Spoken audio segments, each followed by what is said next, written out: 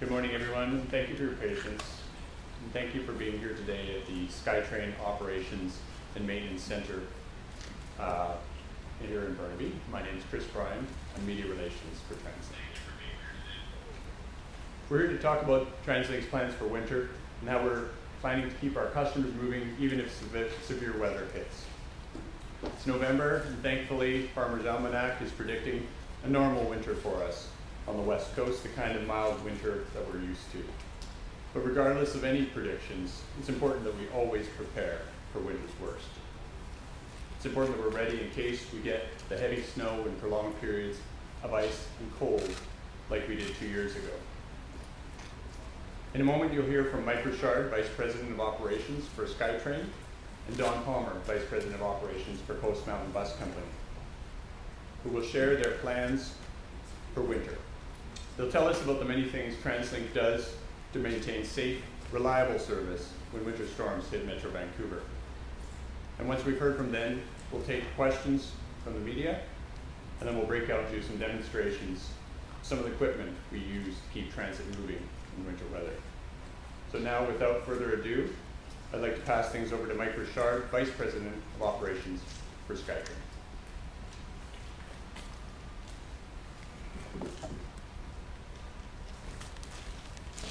Thank you, Chris. Good morning, everybody. As Chris mentioned, every year we at SkyTrain, we do a number of things to prepare for snow and ice conditions. We move a lot of people on the 3 SkyTrain lines, Expo, Millennium, and Canada Line, approximately 500,000 boardings a day, and we take that responsibility very seriously.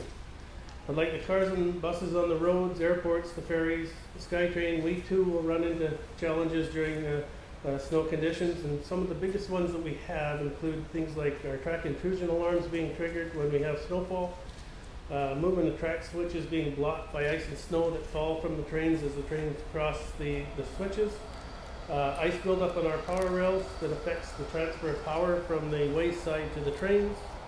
We have issues with snow-laden trees, branches breaking off, falling into the tracks, and we also have the lingering effects of accumulated snow and ice in the track bed after the snowfall.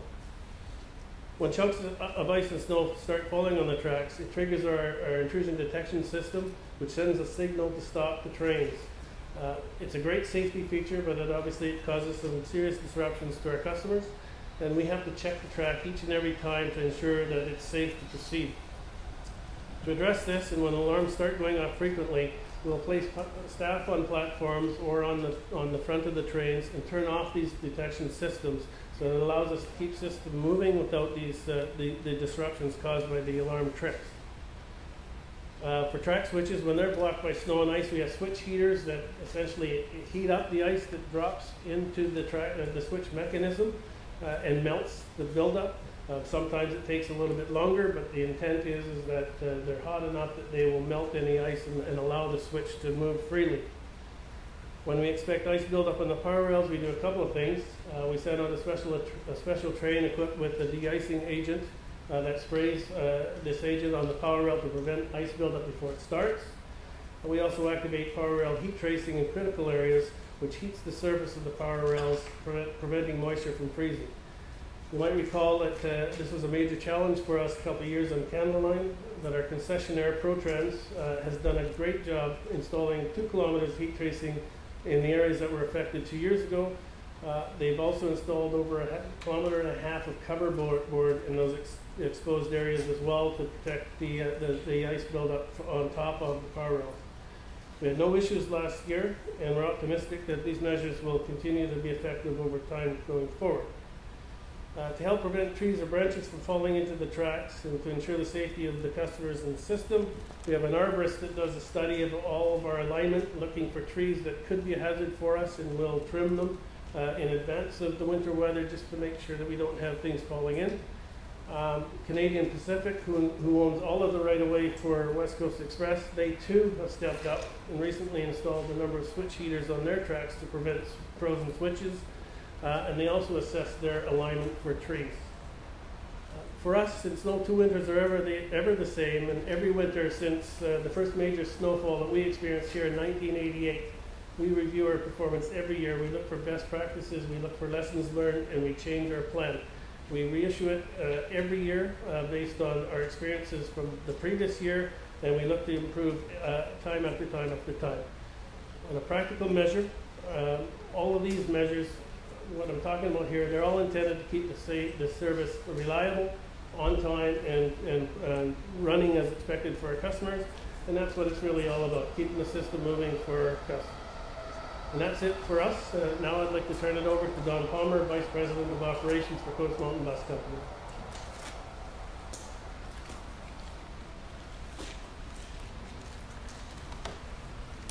Okay, thanks, Mike, and thank you everyone for being here today.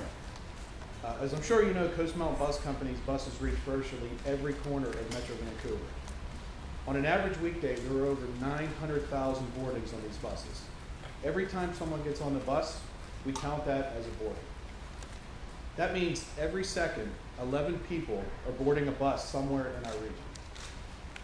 That's a lot of people relying on us to get them to where they need to go. And we take this responsibility very seriously. We're doing a lot of work throughout our company to make transit more attractive. We're working hard to find ways to make our buses faster, more convenient, and more reliable every day. And around this time of year, we're finalizing our plans and looking for new ways to reduce the effect that winter weather has on our service. Anytime weather becomes a concern, we communicate with Environment Canada. And if road conditions warrant, we begin rolling out our snow response plan. It's a well-oiled machine. If we expect near zero temperatures, we dispatch trucks in the middle of the night to apply an anti-icing agent to our trolley wires. In a span of just a few hours, these 3 trucks coat the entire 300-kilometer system to prevent ice from delaying our customers' journeys. At our bus depots and exchanges, staff and hired contractors salt and sand and remove snow to keep sidewalks and accessways clear for our customers and for our buses. If snow is heavy and frequent, we know it can be tough for cities to keep the streets clear. We've been meeting with cities across the region to establish priority snow clearing corridors. These are the streets that are cleared first and often to allow our buses access to our customers. Then, when a major storm strikes, these key routes can connect people to SkyTrain and busy centers. The bus company also makes adjustments to the way we operate to keep buses moving on snowy days. If our articulated buses run into challenges on icy hills, we switch them out for 40-foot conventional buses. While they don't carry as many people, these buses have better traction and help ensure customers can count on reliable service. And as you may know, last year we tested tire socks on our Burnaby mountain routes.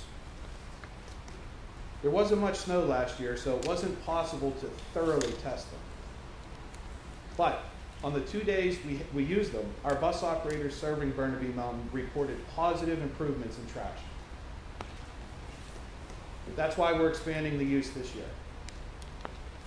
In addition to the runs that go from Production Way University Station to SFU, we're also ready to deploy them on the 210 Upper Lynn Valley Center, and a 232 Grouse Mountain, Edgemont if required.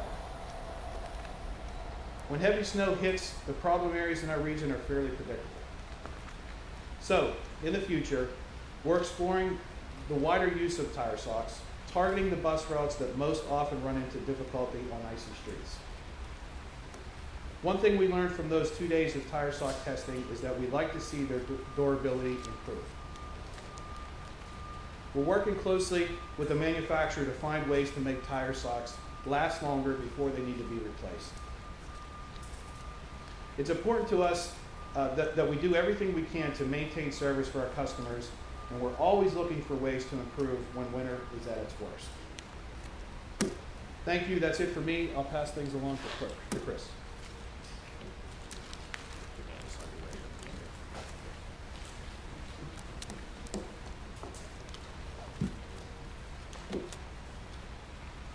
Thanks very much, Don. Before we take questions, I'd like to just conclude with some information that's important for our customers to always keep in mind. We want to ensure they have a safe and positive transit journey, regardless of what the weather might throw at us this year. If there's snow or ice, we encourage people to always remember to dress for the elements, wear proper footwear, dress warmly, and expect occasional service disruptions throughout the day. If there's a major winter storm, as we had 2 years ago, even with all the things we do to keep service reliable, there may be disruptions. We encourage people to remember to plan ahead, give themselves extra time, and also to sign up for alerts on our website. It's the best way really to know exactly the up-to-the-minute information about the routes that you're traveling on. Finally, we want our customers to know about our commitment to you. We're absolutely committed to getting you the information you need when and where you need it to ensure a safe and positive travel experience. We know we don't always get it perfect, but we want you to know that we're continuing to improve the way we communicate to our customers. Okay, so that concludes the formal remarks. Thank you, everyone. We can take some questions from the media.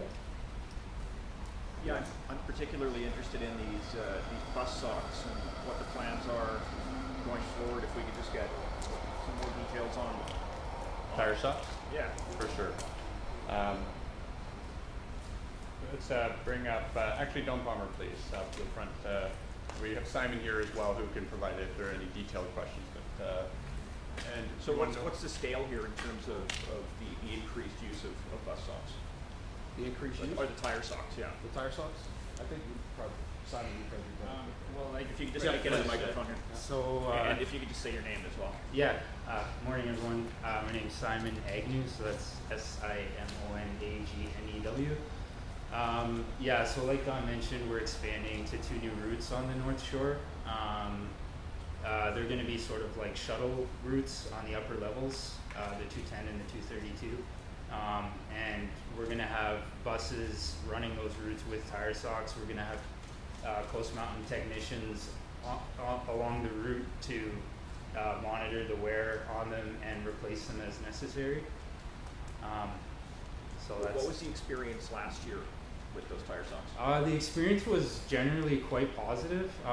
So we went up on Mount Seymour and we did some testing with some buses with tire socks and without, and we found the performance is actually quite improved by installing the tire socks. So we were really impressed by that. So we made the decision to carry out the plan to do shuttle routes up SFU when we needed to, and so we did two days of running, and we found we were able to get about 50 kilometers or roughly 2 hours of running before they needed to be replaced.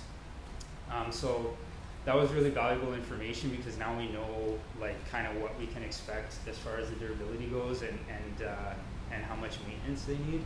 And then we also saw that we got some confirmation that they do work and they do help improve traction. So It sounds like they're wearing out pretty quickly, though.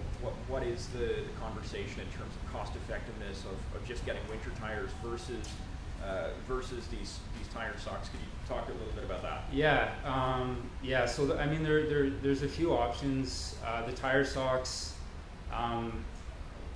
the cost actually isn't that high, and also there's a lot of benefits that come with them as well. So they're really easy to carry. They're very easy to install.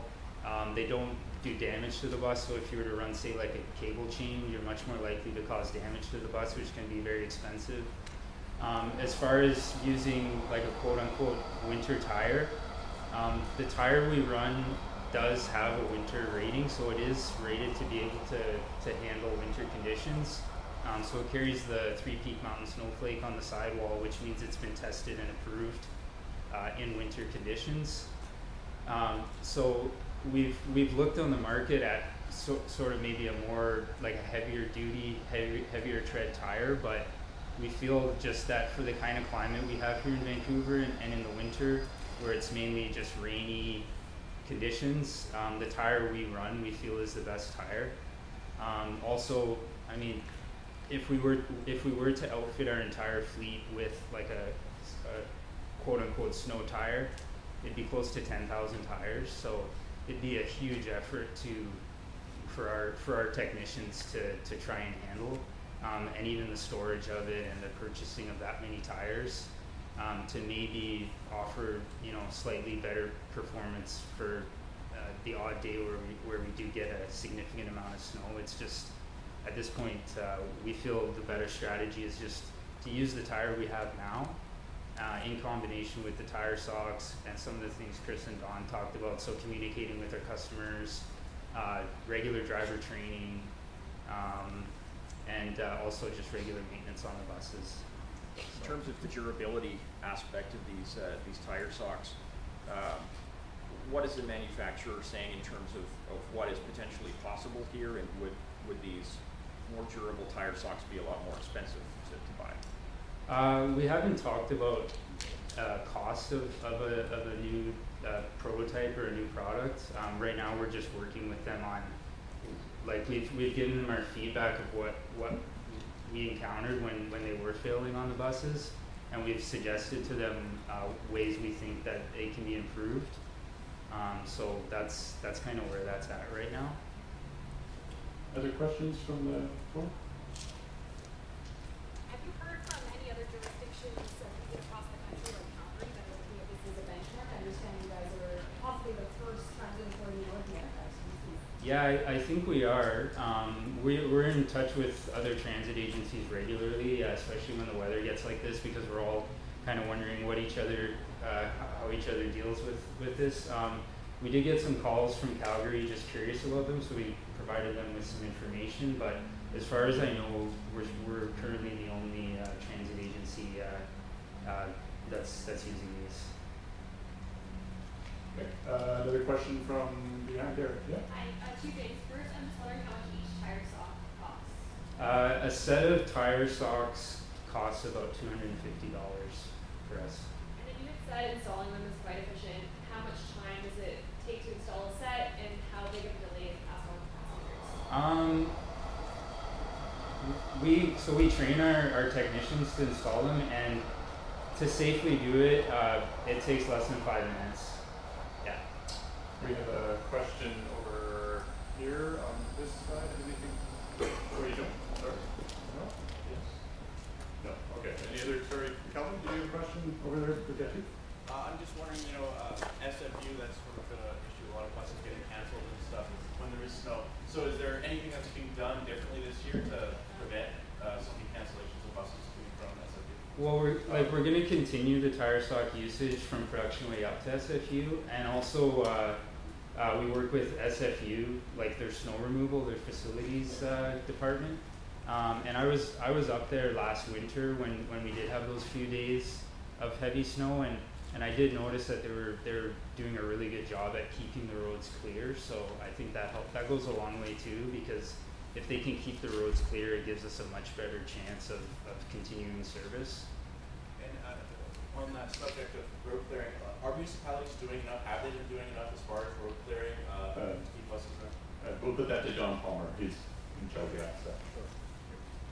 Yes, the municipalities have been great to partner with. We've done a lot of work with priority snow corridors. So in a worst case scenario, we're going to try to keep at least a north-south, east-west corridor, preferably trying to connect to a SkyTrain station or a bus loop to keep people moving. But they've been great to work with. Yes. Okay. Other questions? Need you? Yeah, thank you. So correct me if I'm wrong, but I understand you guys said a pair of tire socks goes either 50K or 2 hours, and you're saying a pair is $250. So how is that efficient? I'm just trying to wrap my head around the numbers versus how long they last. Well, it's not an exact science.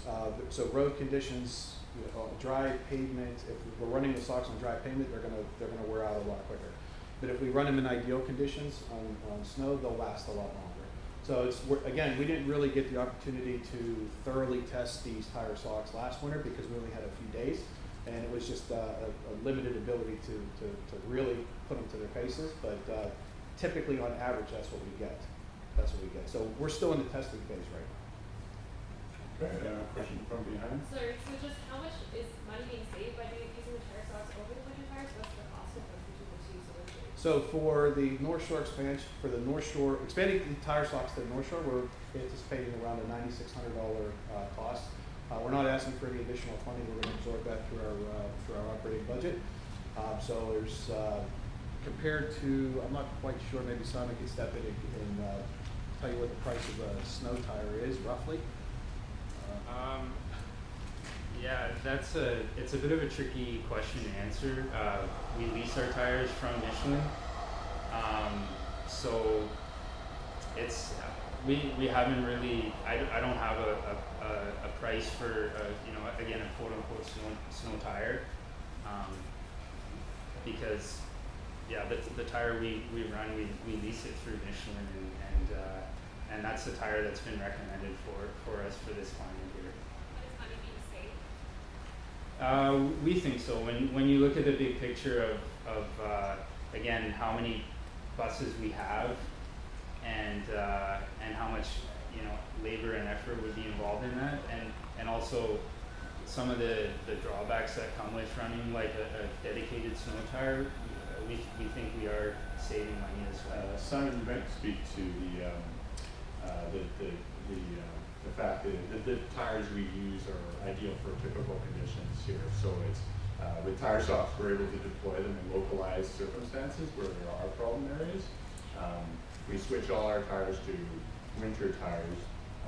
They don't perform as well under typical Vancouver conditions. Yeah. Is that correct? Yeah, exactly. So if we were to run a more winter style tire, it would actually, it would probably cost more, because in the summer months it would wear down really quickly. So because these tires, we run them throughout the entire year, so we're looking for something that performs well in the summer where we have a lot of hot, dry days, so the pavement's really warm, and so we're looking for a tire that has good durability, good comfort levels, is quiet, and has good fuel efficiency.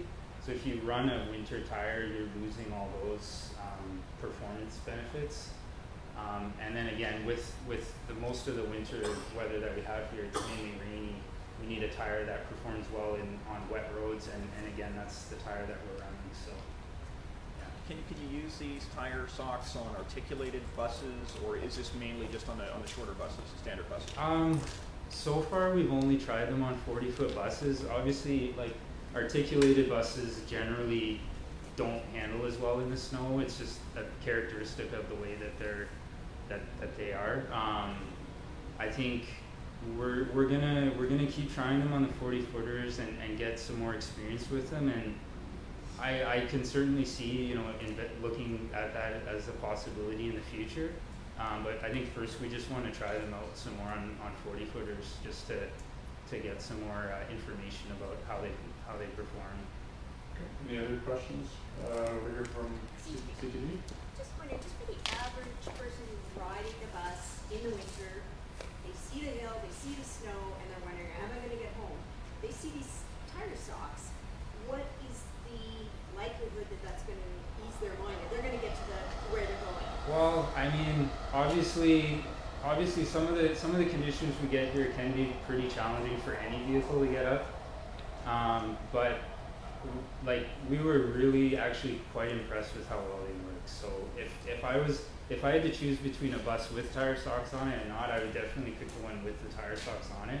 I rode along with some operators when we were driving, helping moving customers around, and they all remarked that just how well they thought they were working, and these were operators with quite a bit of experience. So yeah, they were quite effective. Okay. Any other questions before we close? Okay, thank you. We will close this portion, and we will now go to the breakout sessions. So we'll give you guys a moment to gather yourselves, but we'll begin with